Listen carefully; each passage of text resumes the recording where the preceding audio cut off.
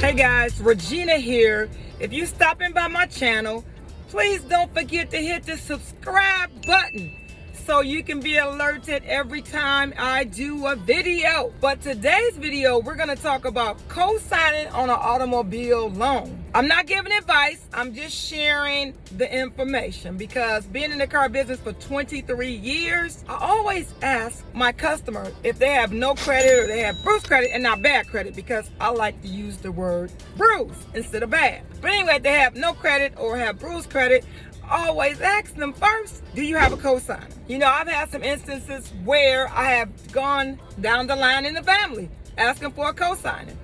The mother, the father, the sister, the brother, the aunt, the uncle, the cousin. I'm asking everybody, can they cosign? I went through the whole family. And then finally, who ended up signing was, guess who? The friend. Because the mother, the father, the brother, the cousins could not cosign because of credit. If you think about it, people always think that they need to have excellent credit to co-sign for someone. Now in these days and times, in 2021, you could have a 525, 550 credit score and you can qualify to co-sign for someone. The bank, their guidelines now are so much different than what they were a year and a half ago because of COVID. So if you are looking for someone to co-sign for you, do not let the person dictate by them looking at their own credit, saying that they cannot co-sign for you on a loan. I always say this, 23 years being in the car business, I always say, we don't make that decision, let the bank make the decision. Again, we don't make decisions as salespeople or finance managers. We let the bank say no. Let's just talk about what a cosigner means. A cosigner is someone that actually cosigns for the loan. They're gonna back that loan up if that first person, the primary borrower, does not make the payment. The second person is responsible for that car loan. Now, yes, if you are going to look to getting another car, maybe that person co-signed for you, maybe a year for later, they're looking to get another car. That car is gonna be part of your debt to income. So when you go get another car, yes, they're gonna put that into your debt to income, into your credit utilization, which honestly should be 30%. But if you have excellent credit and you're at that, say that 680, that 700, that 750, you might qualify just to get that second car. When you're looking at a cosigner on a loan, remember that if that first person does not pay, if they go 30 days late on that car payment, guess what? It's gonna report to the first person's credit report and the cosigner. So it's gonna report to both credit bureaus. If that person goes default on the loan, which means that for some reason the car gets repoed, guess what? It's gonna be on the first person's credit report, the primary borrower, and yours because you have co-signed. So you are still responsible. Now let me just say this, do not fall for the okie doke. Now what's the okie doke? I've been in car business for 23 years and I hear salespeople say this all the time. You know, I have customers that have bought cars other places, just talking to people, right? Just talking to my previous customers or my friends or my family.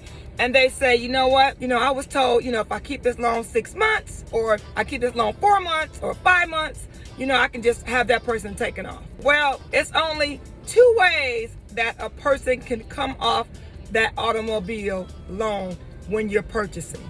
2 ways. That first person goes to refinance that particular car loan on a purchase. Now, this can happen because this has happened many a times with my customers, but it doesn't always necessarily happen. In 6 months, maybe they can go to their credit union and refinance 6 months to a year, but it doesn't always happen in 6 months. Has your credit changed? I don't know.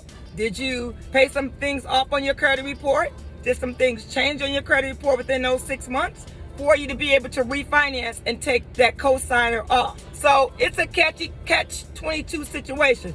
So do not let someone tell you, oh yeah, you can refinance guaranteed in 6 months and take that cosigner off, because that's not necessarily always true.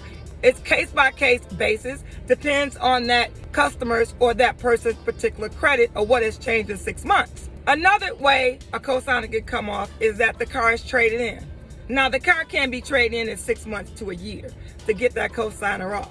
because you have not even paid into the principal balance of your loan. So you can't just trade a car in 6 months or to a year or a year and a half and take that cosigner off.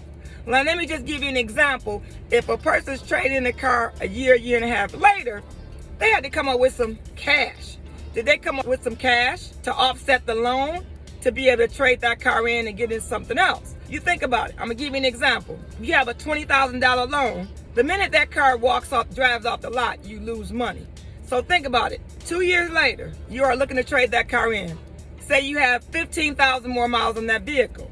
Okay, maybe your car is appraised in 2 years at, let's say, $15,000. You have $5,000 in negative. And hopefully your credit's changed in 2 years. You look to get into a brand new car because you got $5,000 equity.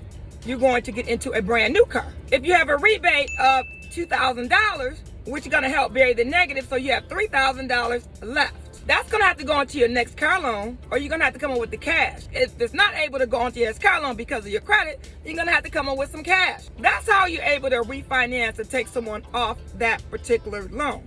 And remember, it's on a purchase. If you're leasing a car and someone co-signs for you, you're not going to be able to get that person off that lease, because that means that you're going to have to change the contract altogether. Co-sign on a car when you're leasing a car, that person's pretty much stuck until that lease is up.